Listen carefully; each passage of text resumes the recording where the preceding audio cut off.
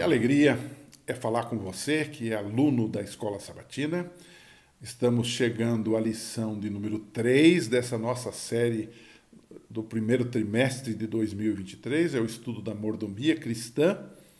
E nessa semana o tema é o pacto do dízimo. Nós introduzimos isso na semana passada, mas essa semana vamos trabalhar um pouco mais, aprofundar um pouco mais essa questão. Para facilitar, eu coloquei um método simples de perguntas e respostas sobre a questão do dízimo. Muitas vezes essa é a pergunta que você tem, que o seu aluno tem, que o seu amigo, que o seu vizinho, que o seu estudante da Bíblia tem. Então eu resolvi colocar de forma didática aqui. A primeira pergunta é bem simples. O que é o dízimo? O próprio nome já diz, tem a ver com 10% das minhas rendas que eu devolvo para Deus e para a sua obra. Agora, o dízimo foi instituído por Deus. Se você vai a Levítico 27, verso 30 a 32, isso fica muito claro. Dízimo é 10% da renda ou do lucro que eu tenho. O dízimo é parte da minha aliança, da aliança de Deus com o seu povo. Malaquias 3, 10 a 12 repete esse conceito, né? Agora, dentro desse contexto, surge uma segunda pergunta. Eu entendo que o dízimo no Velho Testamento era dado para os levitas, para o sustento do ministério, etc. e tal. Mas o dízimo seria só para o povo de Israel? Essa é a segunda pergunta da nossa discussão nessa ocasião. Bom, o dízimo, e isso precisa ficar bem claro, e muita gente se atrapalha nisso, quando nega, por exemplo, que o dízimo no Novo Testamento não existe, eles se apegam dizendo que o Novo Testamento não fala do dízimo, a gente precisa entender uma coisa muito importante aqui. O dízimo precede, quer dizer, vem antes do sistema mosaico ou da fundação do povo de Israel. Ou seja, você tem o dízimo, a primeira vez que ele é mencionado na Bíblia, claramente é em Gênesis 14, né? Com Abraão, que devolve o seu dízimo depois de voltar de uma batalha e de conquistar ouro, prata, tantas coisas importantes. Ele dá o dízimo de tudo nas mãos de Melquisedeque, que é um personagem bíblico, que é um tipo, que é o verdadeiro sacerdócio, que depois no livro de Hebreus é dito que esse é o sacerdócio de Jesus Cristo. Então você tem aí um precedente, ou seja, o dízimo precede a fundação do povo de Israel, com Abraão. Se você for um pouquinho mais fundo, né, vamos aqui ampliar um pouquinho a questão, embora a palavra dízimo não exista antes de Gênesis 14, o princípio do dízimo está no livro de Gênesis, né?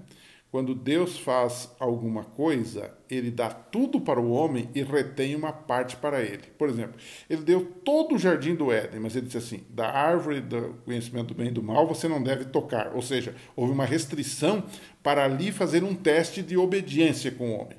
Deus deu a semana inteira para o homem trabalhar. 6 dias trabalharás, mas no 7º dia você deve descansar. Ele retém para ele uma parte. Ele dá tudo, dá abundância para o ser humano, mas ele pede uma parte para testar a sua lealdade, para testar a sua obediência. O dízimo é assim também. Ele dá tudo para nós, 100%, e ele pede 10% como uma prova da nossa lealdade, da nossa fidelidade e do nosso compromisso com ele. Então o princípio está no livro de Gênesis desde a criação. Ok? Quando você vai a Gênesis daí 28, você encontra já a descendência, né, de Abraão com Jacó, né? Foi reforçado com Jacó, onde Jacó faz uma promessa a Deus e diz, olha, eu vou dar o dízimo de tudo. Isso é muito interessante, né? Mais tarde, quando você continua folheando as páginas da Bíblia, estou fazendo aqui uma caminhada pelas Escrituras, uma jornada na Bíblia, você reencontra-se com o dízimo no período pós-exílico, que é o período que o povo de Israel voltou do cativeiro em Babilônia e começou a trabalhar na reconstrução de Jerusalém e da própria terra deles ali, a terra de Israel. Ou seja, Ali é repetido o conceito do dízimo. Em Neemias, por exemplo, 10, 29, 37, onde Neemias bate em vários assuntos, entre eles a questão do sábado, a questão dos casamentos mistos e a questão do dízimo retorna à pauta. Ou seja, ele começa em Gênesis, passa pelo sistema mosaico ou por Israel, e depois ele é repetido quando Israel volta lá do exílio, né? E Jesus? Agora você chega ao Novo Testamento. E Jesus, né? Ele falou alguma coisa do dízimo? Ele falou muito pouco. Por que falou pouco? Porque não precisava falar muito. Porque o povo já entendia isso. Ele tinha outros assuntos para mexer com aquele povo rebelde. Então Jesus fala pouco sobre o dízimo, como fala pouco sobre o sábado também. Praticamente muito pouco. Então você tem que estudar com atenção o texto bíblico para dali retirar a mensagem clara de Deus sobre o assunto. Na verdade, é uma continuidade desse assunto do sábado, desde o Antigo Testamento, passando pelo Novo Testamento, e há uma continuidade do assunto do dízimo também. É o mesmo fio organizador da questão. Então você toma, por exemplo, Mateus 23, onde Jesus fala contra os fariseus que davam o dízimo da hortelã, do endro e do cominho, das miudezas da horta deles. Eles eram muito estritos, mas esqueciam dos preceitos mais importantes, como amor, misericórdia, fé, né? Jesus dá uma repreensão neles, mas no final Jesus diz assim, olha, vocês devem fazer estas coisas, ou seja, amor, misericórdia, fé, mas vocês não podem esquecer daquelas, que é o quê? O dízimo. Então Jesus aqui, em poucas palavras, ele reafirma o conceito do dízimo, ok? Depois você vai para o livro de Hebreus, agora já nos escritos dos apóstolos, dos escritores do Novo Testamento, depois da morte, ressurreição, ascensão de Cristo, Hebreus 7, 1 a 9, embora não sejam uns versos para, digamos assim, explicar o que é o dízimo, digamos, estabelecer o que é o dízimo, o seu conceito, mas ele toca no assunto do dízimo como algo positivo, como algo bom, e ele liga isto com Melquisedeque, ele repete a história de Abraão, que, na verdade, deu o dízimo de tudo, mas em nenhum momento ele diz que foi errado fazer isto. Ele coloca isso como, digamos, uma citação histórica, porque o assunto dele ali tem a ver a comparação do sacerdócio arônico com o sacerdócio de Melquisedeque, que era, na verdade, digamos assim, o sacerdócio de Cristo, que Jesus era da ordem de Melquisedeque e não da ordem de Arão, ok? Então você tem aqui uma continuidade histórica do dízimo. Isso é bom que a gente ressalte, ok? Há uma terceira pergunta que muita gente faz, para que serve o dízimo, né? As igrejas por aí têm vários conceitos, mas a Bíblia deixa, digamos, a explicação de que o dízimo é para o sustento do ministério. Quando você vai para Números 18, 21, Deus diz assim que deu aos levitas todos os dízimos em Israel como retribuição pelo trabalho que fazem ao servirem na tenda do encontro, ou tenda da congregação, ou santuário. Ou seja, todo o trabalho era recompensado por essa herança que os levitas, diga-se de passagem, não tinham outra herança, essa era a herança deles. No livro de 1 Coríntios 9, 14, não fala de dízimo, mas fala algo nessa direção. Observe o texto, isso é no Novo Testamento, né? Da mesma forma, o Senhor ordenou àqueles que pregam o Evangelho que vivam do Evangelho. Ou seja, em outras palavras, o dízimo é para o sustento do ministério de Deus, dos pregadores da palavra de Deus, dos administradores do templo de Deus, dos homens e mulheres de Deus que fazem a sua obra, ok? Agora, uma quarta pergunta, essa é muito comum nas igrejas, dízimo deve ser do bruto ou deve ser do líquido que eu recebo? O dízimo, na verdade, é simples. Deve ser sobre toda a bênção que eu recebo, ou seja, sobre o bruto, porque tudo que recebemos é uma bênção de Deus, né? Claro que uma pessoa que é assalariada dá o dízimo do bruto, com os benefícios todos que ela tem. Às vezes, um comerciante, um industrial, um empresário, ele precisa investir para ter o lucro. Então, ele deduz esta parte do investimento e o que for lucro, ele deve dar do seu lucro, deduzido ali o investimento, ok?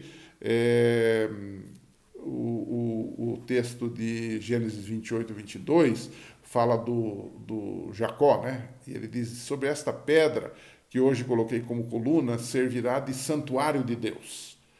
Ele estava recomeçando a sua vida, né? Depois de ter feito todas aquelas trapalhadas em casa, ele fugiu, aliás, ele foi lá para uma terra distante e tal, e aí ele resolve fazer um pacto com Deus. Ele diz assim, de tudo o que me deres, certamente te darei o dízimo. Gênesis 28, verso 22, ou seja, o dízimo deve ser de tudo, não é? Nesse caso é do bruto. Uma quarta pergunta que muita gente faz, e há alguns anos, há mais de 20 anos, eu até escrevi um artigo sobre isso, que você pode achar aí pela internet, especialmente no site do centroite.org.br. Você tem ali um artigo interessante sobre onde está a casa do tesouro. Muita gente diz assim, vocês ficam falando de dízimo, mas a Bíblia fala que o dízimo não é para ir para a igreja, mas é ir para a casa do tesouro. Mas é a mesma coisa. O que era a casa do tesouro nos tempos do santuário terrestre? Era uma dependência, não é? Salas dentro do templo, do santuário, onde se levavam os dízimos. Naquela época, especialmente os dízimos em cereais, por exemplo. E esse era o chamado Casa do Tesouro, né? O templo era o local da administração do dízimo para sustento do ministério. Hoje, você leva o seu dízimo para a igreja é a casa do tesouro e a igreja tem um escritório que, por uma questão até administrativa, por uma questão de facilitação das coisas, administra isto e paga o salário ou, digamos assim, devolve aos ministros de Deus de forma equitativa, equilibrada, os dízimos. Então, não há nenhum problema com isto. Casa do Tesouro é onde o dízimo era administrado. Casa do Tesouro continua sendo onde o dízimo é administrado, que é pela Igreja de Deus. Agora, quantos tipos de dízimo nós temos na Bíblia? Essa pergunta é muito interessante, que de vez em quando alguns perguntam, pastor, aqui fala de um dízimo esquisito, que é para beber, que é para fazer festa, ou diz assim, não, meu dízimo eu dou para os pobres, etc. Fique uma coisa clara, nós temos alguns tipos de dízimo na Bíblia e alguns não estão em vigência mais. Por exemplo, havia o dízimo do rei, que na verdade era um imposto que cessou com o fim da monarquia em Israel. Se você quiser, digamos, entender um pouco melhor esse dízimo, vá lá para 1 Samuel, capítulo 8, versos 11, 15 e 17, você vai entender isso melhor, né? Havia também em Israel, além do imposto, que hoje nós não precisamos dar esse tipo de dízimo, porque nós já pagamos o imposto para o governo. O sistema de governo hoje é diferente do sistema de governo de Israel, que era uma monarquia, né? Nós temos também na Bíblia o segundo dízimo. O segundo dízimo era para ajudar os pobres, Deuteronômio 26, verso 12, né? E esse dízimo era para a ajuda dos pobres, mas também ele tinha uma exceção, né? No terceiro e no sexto ano de um ciclo de 7 anos, esse dízimo era usado para uma festa, Deuteronômio 14, 28 e 29. Por isso que há um texto na Bíblia que fala, você pega o dízimo e você vai beber, vai fazer uma festa, vai se alegrar, e alguns se confundem com isto, né? Na verdade, isso era uma festa que eles faziam naquela época. Então, você tem o dízimo que era um imposto, você tem o dízimo para os pobres, e nós vamos entrar nisso depois numa outra ocasião, mostrando que hoje você pode dar uma oferta, por exemplo, para a assistência social da sua igreja, você pode trabalhar isto. Não é um dízimo, mas é uma oferta especial para ajudar os pobres. Já no Novo Testamento isso já existia, né? Agora, há um dízimo, que eu chamo de o terceiro dízimo, que na verdade é o primeiro dízimo, que é o chamado dízimo ministerial e que é permanente nas Escrituras, e como eu disse, ele vem lá desde Gênesis e vai até o Novo Testamento. Então, esse dízimo é aquele que nós estudamos em Gênesis 14, que Abraão devolveu a Melquisedeque, Hebreus 7, não era somente do tempo dos levitas, mas era uma ordem de Deus, ou é uma ordem de Deus para nós, ok? Então, esse é o dízimo que nós estamos estudando aqui, exatamente esse dízimo, o dízimo ministerial, o dízimo de pagamento dos pregadores do Evangelho da causa de Deus, ok?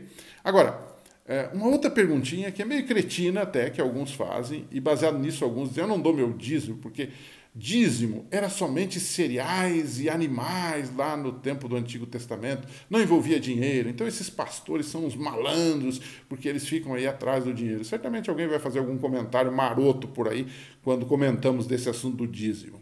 Mas esse é um engano que as pessoas têm. Esse é um analfabetismo bíblico, né? Na verdade, esse argumento é furado. Por que que é furado? Porque eles dizem que só se dava produtos agrícolas lá naquele tempo. Então, hoje só é pedido de quem é agricultor, em outras palavras, e tem que levar para a igreja e ter uma tulha lá para colocar soja, colocar trigo, colocar milho, sei lá o quê. Né? Não é bem assim, as coisas vão mudando, vão evoluindo. É que Israel era uma sociedade agropastoril, por excelência. Hoje a sociedade mudou, mas os mandamentos de Deus continuam os mesmos e nós precisamos obedecê-lo no contexto em que vivemos, né? Então, você sabe que além dos produtos agrícolas que o povo trazia, ele podia trazer também dinheiro, que não era tão simples como temos hoje, não era tão fácil, mas havia prata. Você lembra que o próprio Abraão deu prata, não é? Dos despojos que ele colheu lá naquela guerra. Então, é uma, digamos assim, uma inferência infeliz de dizer que era só cereais. Era, por excelência, cereais, tanto é que havia tulhas, havia salas, né, lugares específicos para a colocação desse mantimento, que era usado pelos levitas. Agora, não era só isto. Podia entrar também, por exemplo, já que o dízimo é de tudo, podia entrar prata, podia entrar ouro e assim por diante. Por exemplo, quando a gente vai para Levítico 27, 16 e 30, a gente percebe que o povo podia substituir suas doações, por exemplo, do cereal, por dinheiro, o que ficava mais fácil. Imagina, você estava lá longe do santuário, você tinha que, o transporte não era como hoje, não tem trem, não tem avião, não tinha caminhão. Então ele podia vender esse cereal lá e ele poderia trazer prata, trazer dinheiro. Tanto é que depois, já no Novo Testamento, você tem a moeda do templo. Você tinha uma moeda específica, tanto é que cobraram até de Jesus esse imposto do templo. Então eles manipulavam dinheiro também. E nós não podemos esquecer que a viúva pobre, né? Lembra da oferta da viúva pobre? Ela não deu em cereais, ela deu em dinheiro. Isso é muito importante a gente perceber. Agora, vamos terminar, o assunto ficou longo, porque esse é um assunto longo. Uma perguntinha para você. Devolver o dízimo é uma questão de fé, de gratidão, ou é uma questão de obediência? É uma boa pergunta. Em primeiro lugar, é uma questão de obediência. Deus disse: trazei todos os dízimos, é um mandamento. Mas é também uma questão de fé e de gratidão por aquilo que Deus tem feito por nós. Pense um pouco sobre isso, reflita sobre isso, e a gente se encontra aqui na semana que vem. Um abraço e até lá.